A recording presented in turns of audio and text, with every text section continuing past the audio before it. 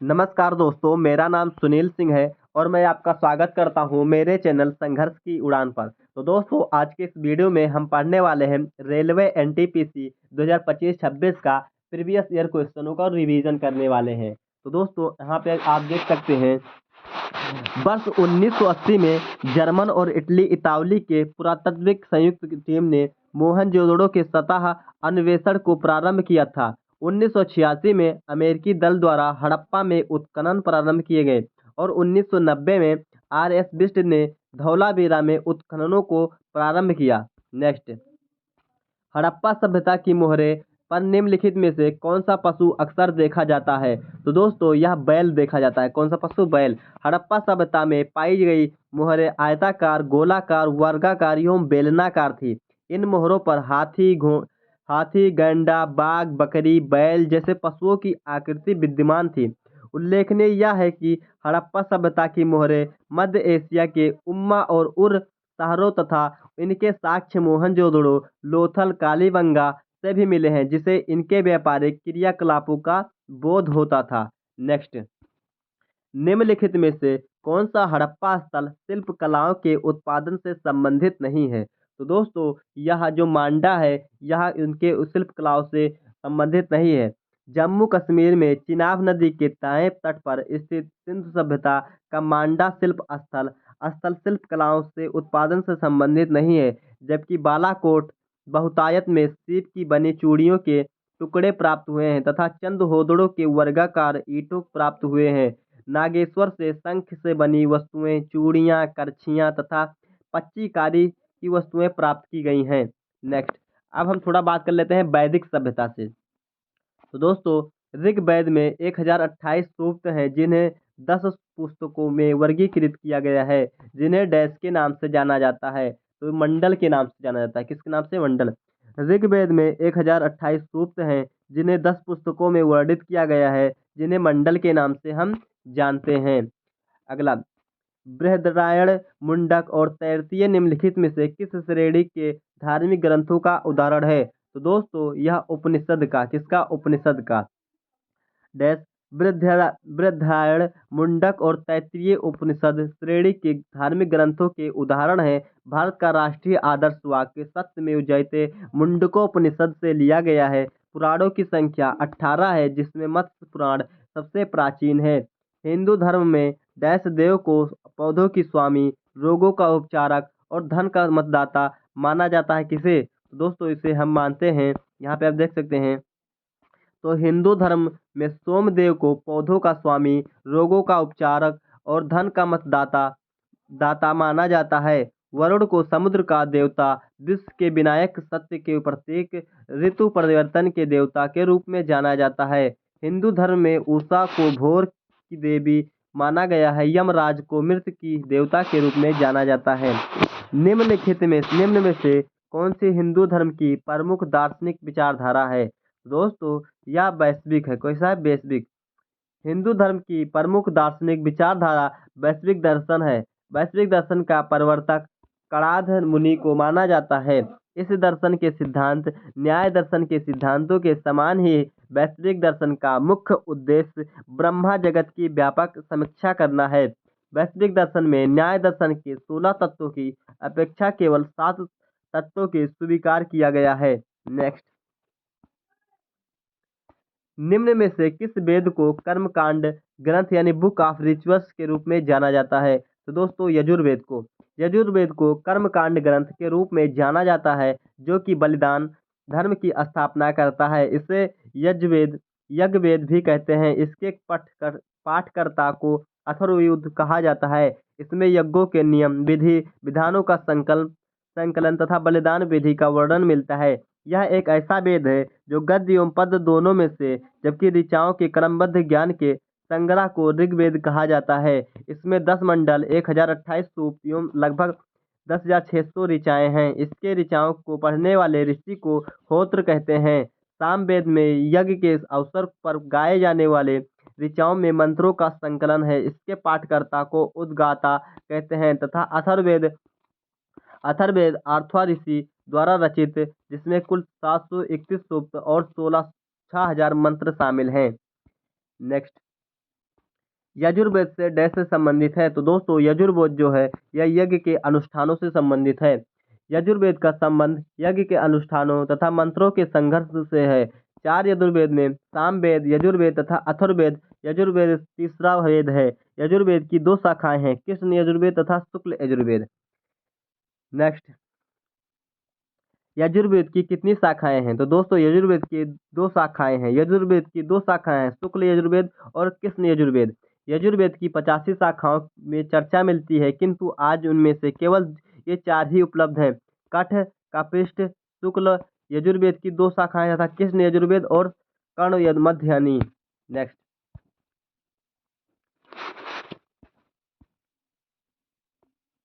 एक इकोटोन दो बायोमेस के बीच का संक्रमण होता है। आपका क्वेश्चन है, एक्वेरियम एक ऐसा पात्र है जिसमें जीवित मछलियों और जलीय पौधों का रखा जाता है, निम्न में से एक्वेरियम के विषय में से शामिल है। तो दोस्तों यह मनुष्य द्वारा निर्मित पारिस्थितिकी तंत्र है। एक्वेरियम एक ऐसा पात्र है जिसमें जीवित मछलियों या जलीय पौधों को रखा जाता है। यह मानव द्वारा निर्मित पारिस्थितिकी तंत्र है। ये मुख्यतया मछलियों को पालने और देखने और संरक्षण करने में काम आता है। नेक्स्ट की बात करें, पशुओं की प्रजातियां ज्यादातर डैश के कारण लुप्त प्राय हो जाती हैं। तो दोस्तों आवास विखंडन के कारण यह लुप्त प्राय हो जाती हैं। पशुओं की ज्यादातर प्रजातियां आवास विखंडन के कारण विलुप्त हो रही हैं। प्रकृति के विभिन्न जातियों के जीवों का मरना एवं उनके स्थान पर अन्य नवीन जातियों उद्भव एक सतत प्रक्रिया। विगत शताब्दी में पारिस्थितिकी तंत्र मानवीय प्रभावों ने जैविक विलोपन की दर को बढ़ाया है। वर्तमान में प्रतिवर्ष 100 से लेकर 1000 तक विविध जीवों की जातियां उपजातियां विलुप्त हो रही हैं। नेक्स्ट, जीवों और पर्यावरण के बीच अन्योन्यायिकता, वैज्ञानिक विश्लेषण और अध्ययन को क्या कहा जाता है? तो दोस्तों यह पारिस्थितिकी कहा जाता है। क्या कहा जाता है? पारिस्थितिकी। जीवों और पर्यावरण के बीच की अन्यों क्रिया को वैज्ञानिक विश्लेषण और अध्ययन को पारिस्थितिकी कहा जाता है। पारिस्थितिकी जीव विज्ञान की वह शाखा है जिसमें जीव समुदाय और उसके वातावरण के साथ पारस्परिक संबंधों का अध्ययन करते हैं, जबकि माइक्रोबायोलॉजी में अति सूक्ष्म जीवों का अध्ययन, एंटोमोलॉजी की में कीट पतंगों का अध्ययन, एंथ्रोलॉजी के पक्षियों का अध्ययन किया जाता है। नेक्स्ट, पौधों के विभिन्न पौधों के विभिन्न वनस्पतियों एवं जैविक अपशिष्ट कहलाते हैं। तो दोस्तों यह बायोमोस कहलाता है। जीवित जीवों अथवा हाल ही में मरे हुए जीवों तथा पौधों में के अपशिष्ट के पदार्थ को बायोमेस कहलाता है। इन्हें सीधे जलाकर या इनको विश्व प्रकार जैव ईंधन परिवर्तित करके प्रयोग किया जाता है। वनस्पतियों और जीवों का उल्लेख है। तो दोस्तों वनस्पतियों और जीवों का उल्लेख आप देख सकते हैं यहाँ पे। वनस्पतियों और जीवों का उल्लेख पौधों और जानवरों से समन्वय रखता है। इस पारिस्थितिकी तंत्र में सभी जानवर, पौधे और सभी सूक्ष्म जीव, मिट्टी, जल स्रोत, जलवायु आदि जैसे घटक शामिल होते हैं। यह एक विशिष्ट रूप से जैविक एवं अजैविक घटकों के एक अच्छे बीच संबंध दर्शाते हैं। अब आप बात करें जैव विविधता यानी बायोडाइवर्सिटी क्या है? तो दोस्तों अंडमान टील जंतुओं की प्रजाति की किस श्रेणी का उदाहरण है? तो दोस्तों यह स्थानिक प्रजाति का। पारिस्थितिकी में एक स्थानिक प्रजाति उस प्रजाति को संदर्भित करती है जो एक विशेष क्षेत्र में ही पाई जाती है, जैसे कि एक द्वीप, एक बड़े क्षेत्र या महाद्वीप में। भारत में पाए जाने वाले अंडमानी टील, निकोबार कबूतर, अंडमानी जंगली सूअर तथा अरुणाचल प्रदेश मिथुन स्थानिक प्रजातियों का एक उदाहरण है। नेक्स्ट, मैंग्रोव वन कहाँ पाए जाते हैं? तो दोस्तों मैंग्रोव वन जो है यह ज्वार भाटा से प्रभावित तटों पर पाए जाते हैं। ज्वार भाटा से प्रभावित तटों पर मैंग्रोव वन पाए जाते हैं।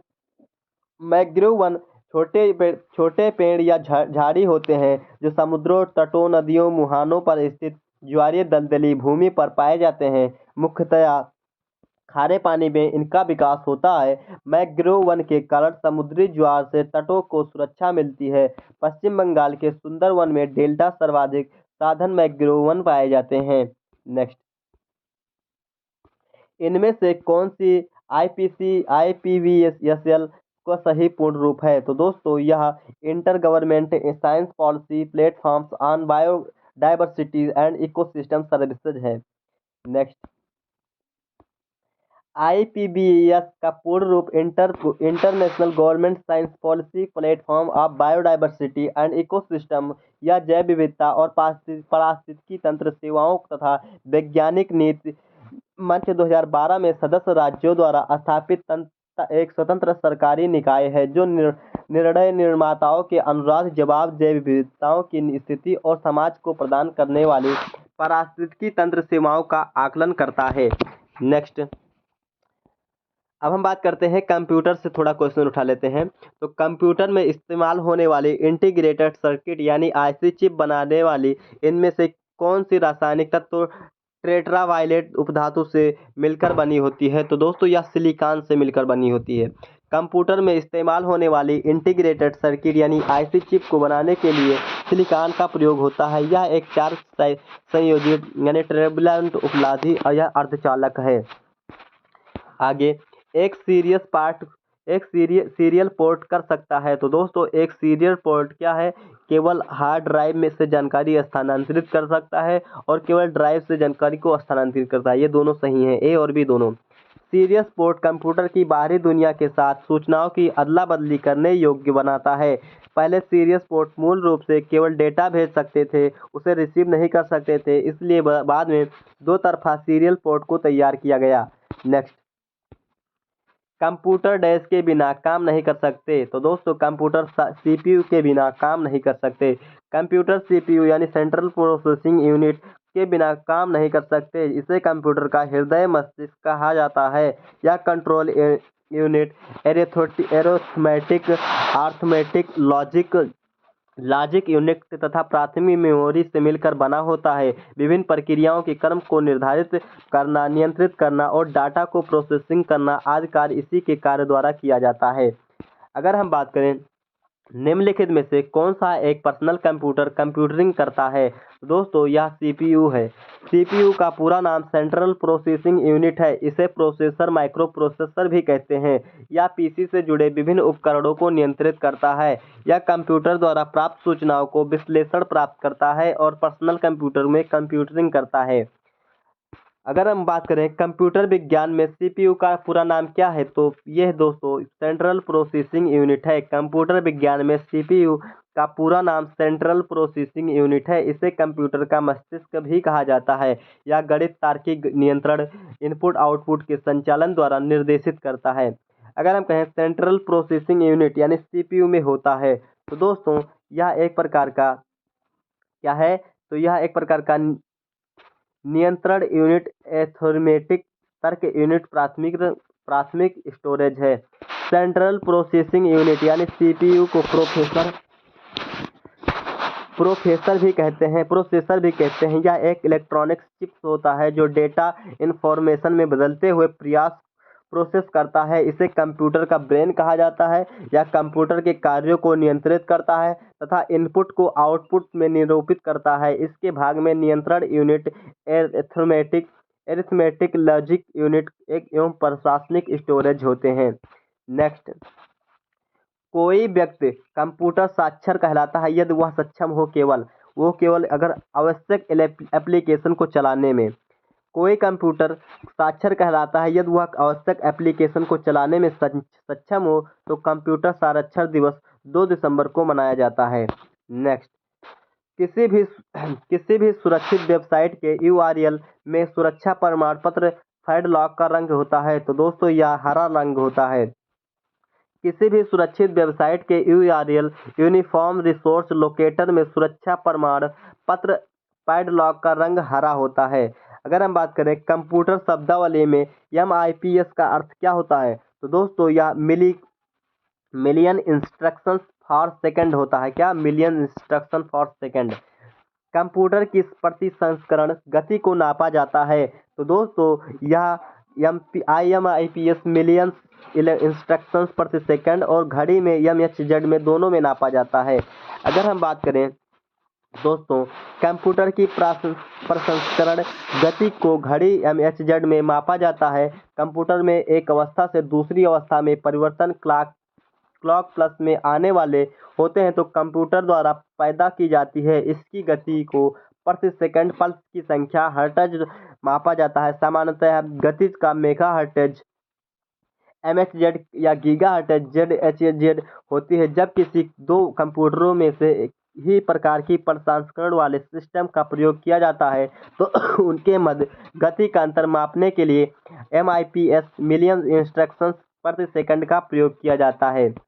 नेक्स्ट, अगर हम बात करें ऑन्कोलॉजी, कैंसर से संबंधित चिकित्सा विज्ञान की एक शाखा है। कैंसर रोग कोशिकाओं की अनियंत्रित वृद्धि होती है, इसके रोग होते हैं। तो दोस्तों अस्थि यह उम्र संबंधित विकार है जिसमें अस्थि पदार्थों में कमी, अस्थिमांग में प्रबल संभावना, एस्ट्रोजन स्तर में कमी इसका सामान्य कारण है। अगर हम मधुमेह की बात करें दोस्तों, मधुमेह एक लंबी अवधि उच्च रक्त शर्करा के स्तर की बढ़ोतरी होती है या अग्न्याशय यानी पैंक्रियाज के बेटा कोशिकाओं में व्यवस्थित इंसुलिन की उत्पादन नहीं होने के कारण होता है।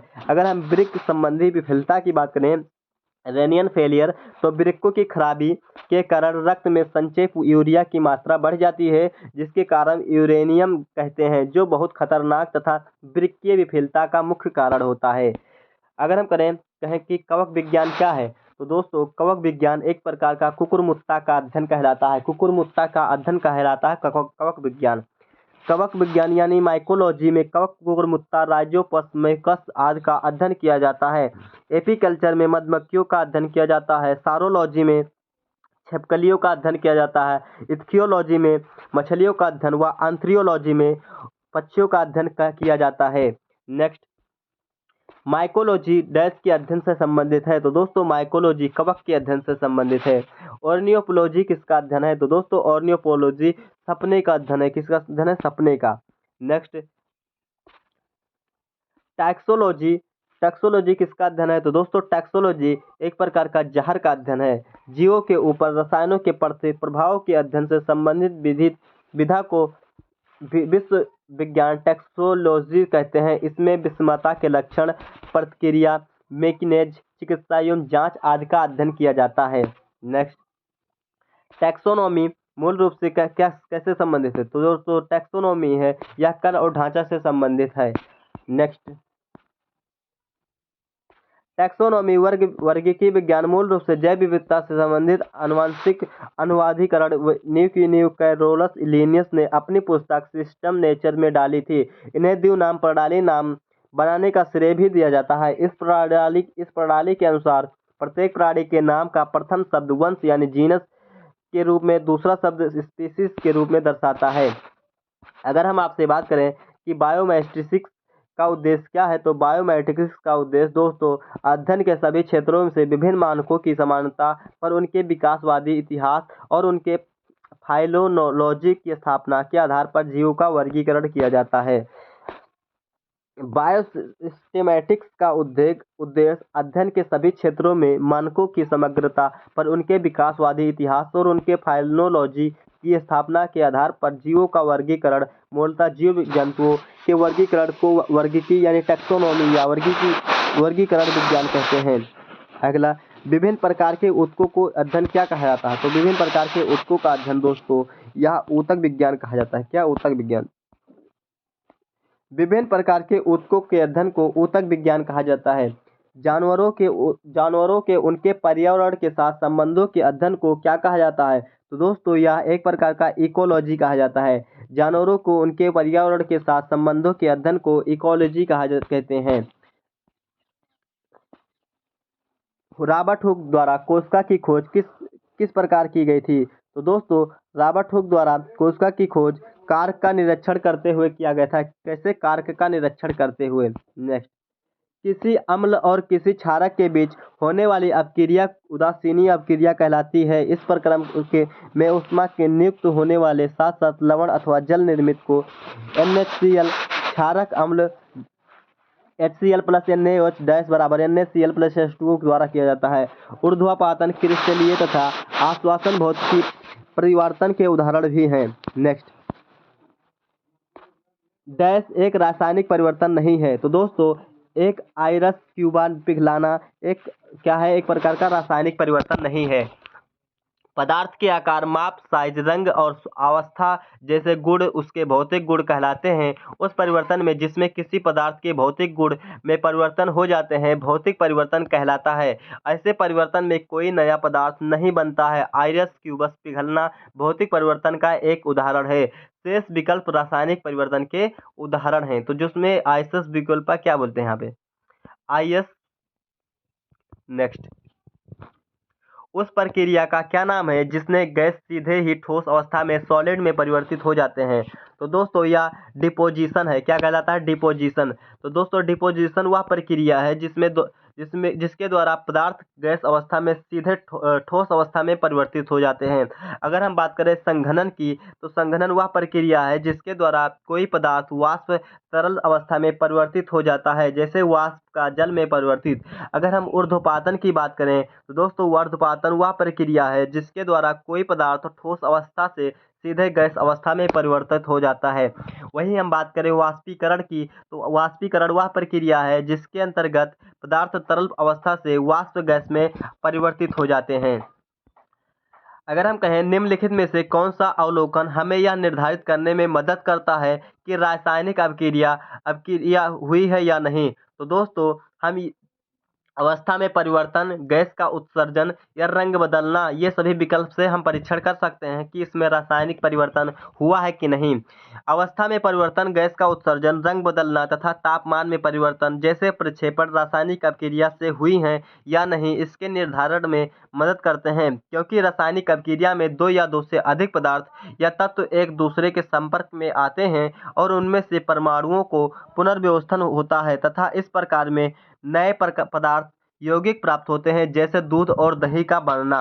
नेक्स्ट, निम्नलिखित में से कौन सा एक भौतिकी परिवर्तन है। तो दोस्तों यहाँ पे आप देख सकते हैं कि जो किसी पदार्थ में होने वाला ऐसा परिवर्तन जिसमें रासायनिक गुण तो समान रहते हैं लेकिन पदार्थ के भौतिक गुण परिवर्तित हो जाते हैं, भौतिक परिवर्तन कहलाते हैं। जैसे पानी का बर्फ में परिवर्तन, शक्कर में पानी का घुलना, कांच का टूटना आदि पदार्थ होने वाला परिवर्तन जिसमें कोई नया पदार्थ बना, वो मूल पदार्थ रासायनिक व भौतिक गुण वाले मूलतः भिन्न होते हैं, रासायनिक परिवर्तन कहलाते हैं। जैसे लोहे पर जंग लगना, दूध से दही बनना, ये सब क्या एक प्रकार का भौतिक परिवर्तन है। निम्न में से कौन सा रासायनिक परिवर्तन का उदाहरण नहीं है।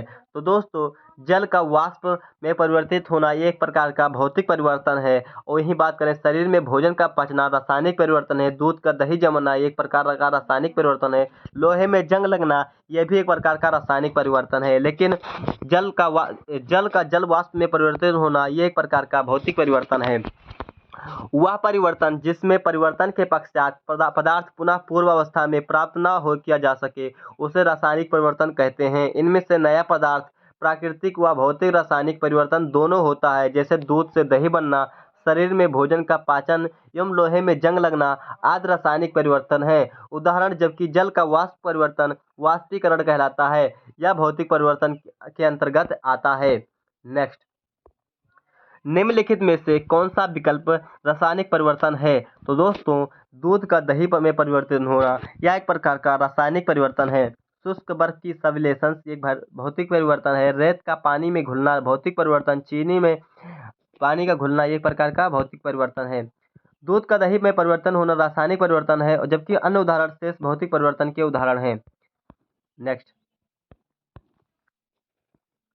निम्नलिखित में से कौन सा भौतिक परिवर्तन है। तो दोस्तों यहाँ जो है बर्फ का पिघलना एक भौतिक परिवर्तन है। पदार्थ में होने वाला वह परिवर्तन जिसमें केवल उसकी भौतिक अवस्था में परिवर्तन होता है, उसके रासायनिक गुण में कोई परिवर्तन नहीं होता है, भौतिक परिवर्तन कहलाता है। जैसे बर्फ का पिघलना, कांच का टूटना, ये सब क्या एक भौतिक परिवर्तन है। हम बात करते हैं द्रव्यमान संरक्षण का नियम। कौन सा वो नियम कहता है रासायनिक अभिक्रिया में द्रव्यमान को ना उत्पन्न किया जा सकता है और ना ही नष्ट किया जा सकता है। तो दोस्तों यह द्रव्यमान ऊर्जा संरक्षण का नियम, ऊर्जा संरक्षण के नियम, क्योंकि जो एनर्जी होता है उसे ना नष्ट किया जाता है ना ही उत्पन्न किया जा सकता है। ध्वनि के मापन की यूनिट क्या है। तो दोस्तों ध्वनि की मापन की यूनिट को डेसिबल कहते हैं। ध्वनि प्रदूषण को डैश के पदों पर अनुसार मापा जाता है। तो दोस्तों डेसिबल के मापा जा सकता है। नेक्स्ट, एसआई प्रणाली का प्रतिबल मापक इकाई क्या है? तो दोस्तों एसआई एसआई प्रणाली का मापक इकाई तो दोस्तों न्यूटन मीटर स्क्वायर है। प्रतिबल बराबर आंतरिक परिवर्तरोध बल बराबर क्षेत्रफल ए बराबर एफ एस बटे ए एन अपन एस, एस बराबर unit newton metre second square होता है। बल की एसआई यूनिट न्यूटन होती है, वहीं शक्ति की एसआई यूनिट वाट होता है। नेक्स्ट, निम्न में से मिलान कीजिए। तो दोस्तों यहाँ पे आप देख सकते हैं कि जो चुंबकीय घनत्व होता है ये किसका होता है? टेस्ला का होता है। चुंबकीय घनत्व टेस्ला का होता है और स्वप्रेषण दोस्तों हेनरी का होता है। और चुंबकीय फ्लक्स किसका होता है? तो चुंबकीय फ्लक्स दोस्तों यहाँ पे आप देख सकते हैं वेबर का मात्रक होता है। तो यहाँ पे आप देख सकते हैं चुंबकीय फ्लक्स का जो घनत्व का मात्रक होता है ये टेस्ला होता है, स्वप्रेषण का मात्रक हेनरी होता है और चुंबकीय फ्लक्स का मात्रक वेबर होता है। क्या होता है? वेबर होता है। नेक्स्ट, अपुन अपवर्तनांक का मात्रक होता है। तो दोस्तों अपवर्तनांक का मात्रक होता है कोई मात्रक, अपवर्तनांक का कोई मात्रक नहीं होता क्योंकि मीटर सेकंड डायोप्टर मीटर ये सब किसी कोई मात्रक नहीं है। अपवर्तनांक का कोई मात्रक नहीं होता है। किसी अपवर्तनांक का वह संख्या जो बताती है कि उस माध्यम में विद्युत चुंबकीय तरंग की चाल किसी अन्य माध्यम की अपेक्षा में कितना गुना अधिक या फिर कम है। नेक्स्ट, निम्न में से किसे जूल यानी में मापा जाता है? तो दोस्तों हम जूल में किसको मापते हैं? तो ऊर्जा को मापते हैं। किसको? ऊर्जा को। यहाँ पे आप देख सकते हैं तो दोस्तों ऊर्जा तथा कार्य का मात्रक जो होता है ये जूल होता है और वेग का मात्रक जो होता है मीटर पर सेकेंड होता है। वहीं बल की बात करें तो बल न्यूटन में मापा जाता है। शक्ति की बात करें तो शक्ति वाट में मापा जाता है और दाब की बात करें तो दाब पास्कल में मापा जाता है। वहीं तरंग दैर्ध्य की बात करें तो दोस्तों तरंग दैर्ध्य एंगस्ट्रॉम में मापा जाता है। नेक्स्ट, निम्नलिखित में से किसकी इकाई ऊर्जा की इकाई है? तो दोस्तों यहाँ पे आप देख सकते हैं जो कार्य की इकाई है वह ऊर्जा की इकाई के समान होता है क्योंकि अंतरराष्ट्रीय इकाई प्रणाली के अंतर्गत ऊर्जा जूल और इकाई कार्य दोनों की व्युत्पन्न इकाई है। एक जूल एक न्यूटन बल का वह बल दिशा 1 मीटर की दूरी तरफ लगाने पर या फिर 1 एम्पियर की विद्युत धारा को 1 ओम के प्रतिरोध में सेकंड के रूप में गुजारने से वेव की विद्युत ऊर्जा में किए गए बराबर होता है।